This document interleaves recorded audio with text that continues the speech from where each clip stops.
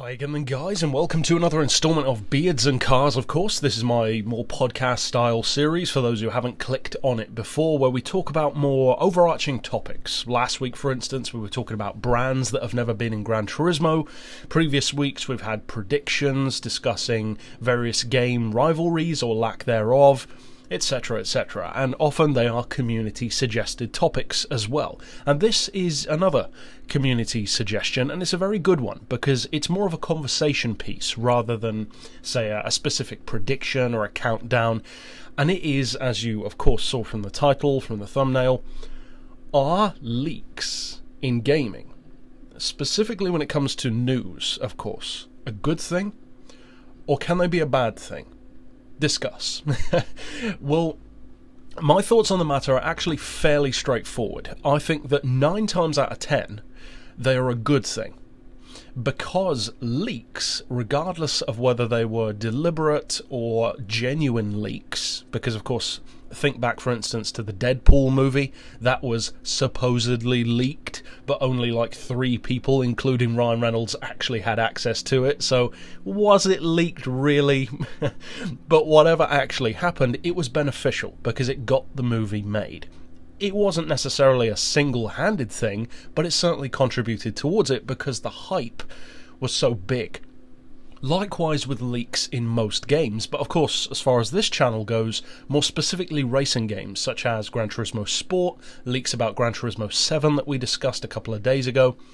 I think that as far as racing games go, leaks are almost always a good thing. And the reason why I think there is a differentiation between a good and a bad leak, and the reason why I think personally that when it comes to racing games, it's almost always a good thing, is because racing games, crucially, 9 times out of 10, in fact, more like 90 times out of 100 even, to be more specific, they don't have a narrative.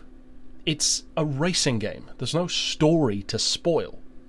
And that, to me, is where the change comes in, because recently there were leaks about stuff like Avengers Endgame.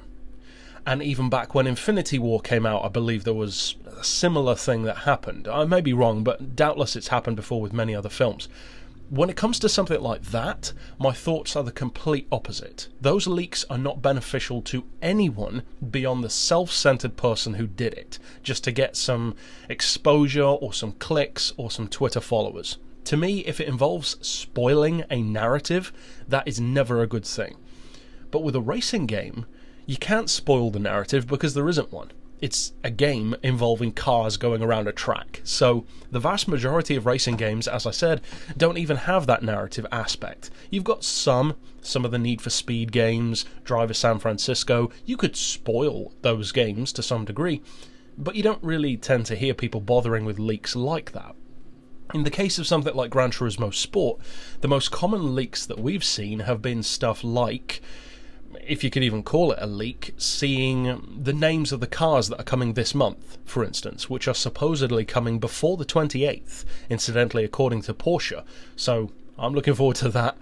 That was apparently a straight-up leak. They accidentally had those names included in the livery search function. They removed it once people started to notice. That all seems like a fairly legitimate leak. Plus, Polyphony isn't really the kind of company who have done that kind of thing before. If there was a precedent set for it, then you could probably say, well, maybe they leaked it themselves.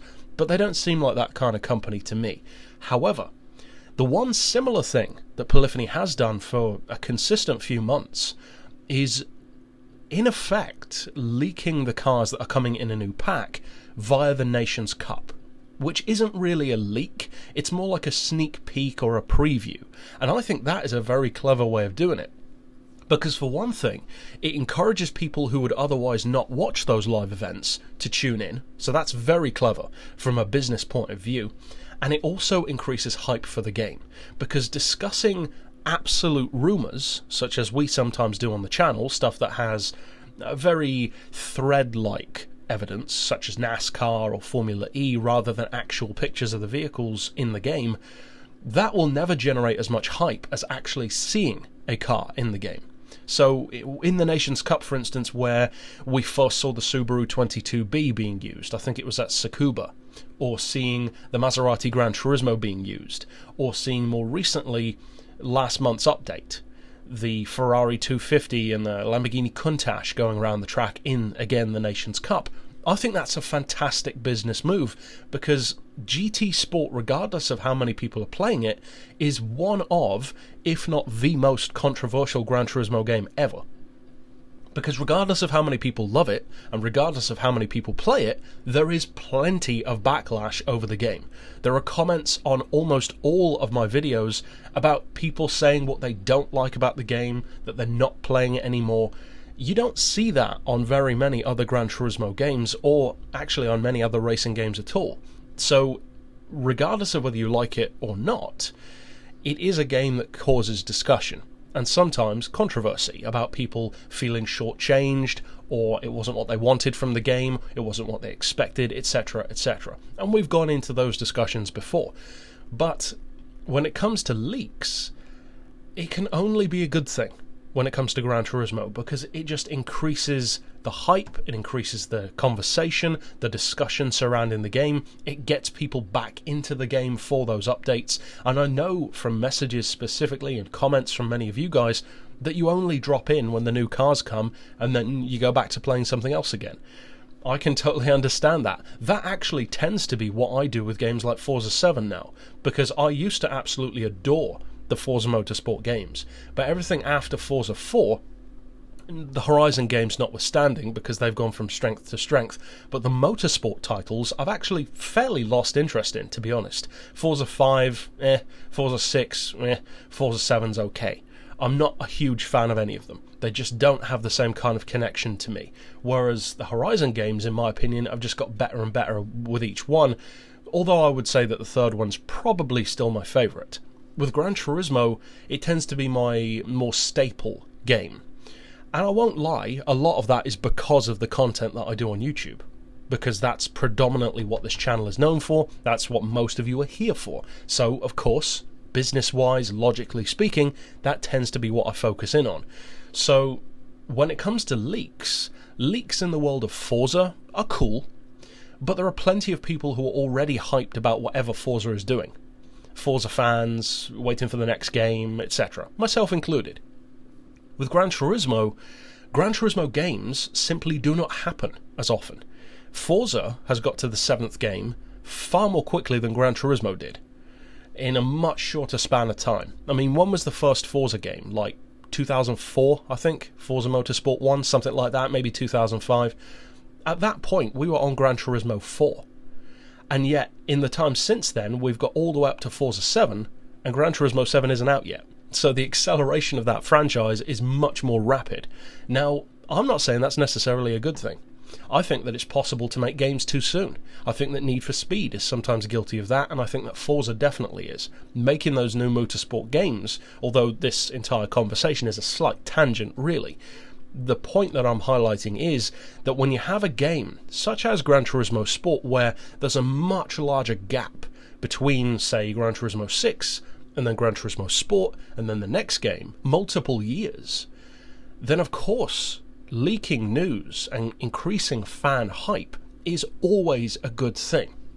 Because in effect, running a racing game is very similar to running a YouTube channel. You've got to keep people interested. You've got to keep providing two things: consistent content to keep the existing fans happy, and content to bring in the fresh new faces. And that's always what I've tried to do. There are even certain videos on the channel which I call my traffic earners, because they tend to be, they're more fluffy, stuff like predictions and leaks. They're not particularly substantial, they're just interesting. They tend to bring in people who are new to the channel, who just click on a video because, oh, that's an interesting topic. Whereas my staple on the channel, like the livery competition, the photo mode showcase, the tuning, the reviews, that doesn't tend to be a highly clickable thing 9 times out of 10. You don't hear people saying, oh, I wish there was a photo mode competition, I wish there was a livery competition, because chances are if they do wish for that, they're probably already here. But it's just not as clickable a thing. That's more for the fans. So in the world of Gran Turismo, what's already in the game is for the fans, such as Nations Cup, etc., and for the most part those fans seem happy with that. the hardcore racers. But you've got to keep bringing the fresh faces in, and you've got to keep bringing the more shallow fans, and I'm not saying that's a bad thing at all. You've got to bring those more casual fans, you could say, back. You can't have them dropping away, because if they lose interest in this game, then in some cases that will mean they will lose faith in the next game. And that is a simple fact of business. The world works in a different way to how it used to. There used to be loyalty to brands, businesses, and business people. Nowadays there isn't. It's purely a case of what have you done for me lately? And that is a dangerous position to be in for a business, because it means that whatever your most recent failure was tends to be more remembered than whatever your more recent success was. And that's unfortunate. Whereas back in the day, people tended to have a bit more of a blind faith in things, because social media wasn't a thing. You didn't know the backstory of a lot of these brands, which you would not like if you did know. So it's not necessarily entirely a bad thing to know that information, but it certainly from a business perspective can affect brands badly. That's the case with Gran Turismo. They have the staunch fans who are going to be there no matter what.